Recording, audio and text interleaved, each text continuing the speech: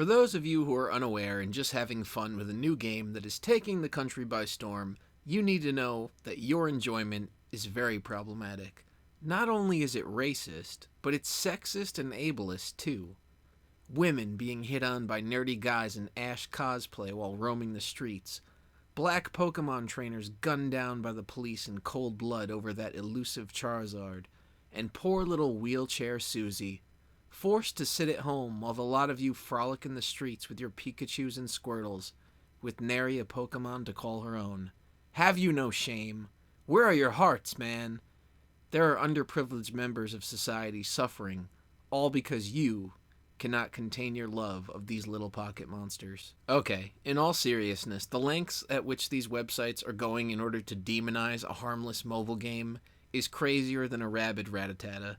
Everything is a social issue when you go over it with a fine-tooth comb in an effort to spin an agenda. Pokemon Go isn't problematic, but the insertion of politically charged bile into a mobile game certainly is. You've got this guy here who thinks the game is going to be a problem to play because of his skin color. But the real issue here is being mindful of your surroundings and using common sense and discretion to make wise choices for yourself. And this goes for absolutely anyone that decides to play this game, because you are out in the real world while focusing a good majority of your attention to your mobile device. That could potentially lead to trouble. Pay attention to roads, don't play and drive, don't trespass on private property, and be aware that you're not the only person walking around. You're out in public and you need to be wary of others, just like any other time you go out.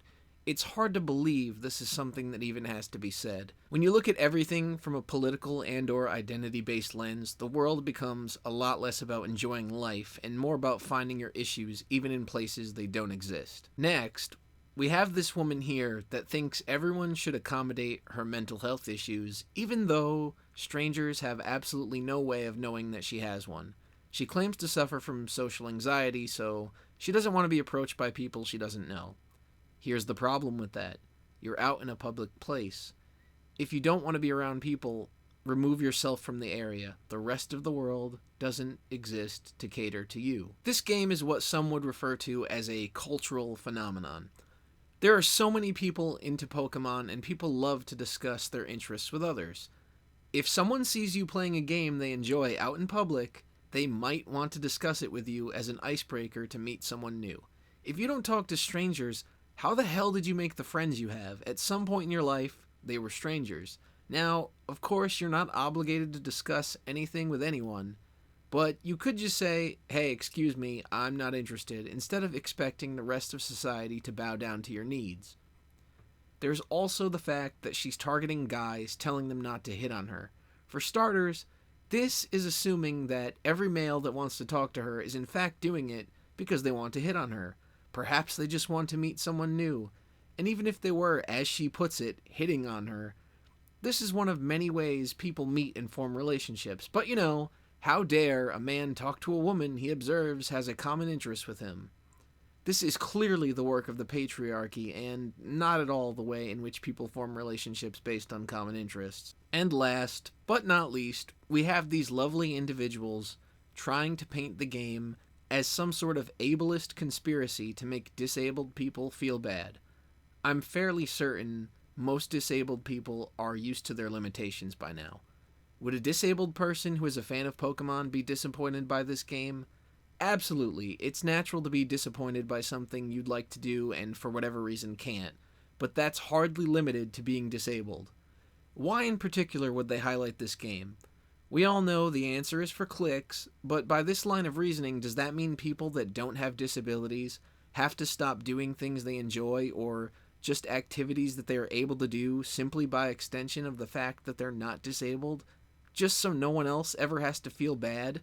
That's insanity. You see, unfortunately, in the real world, far removed from the perpetually offended keyboard activists, sometimes people aren't able to do every single little thing they would like to do.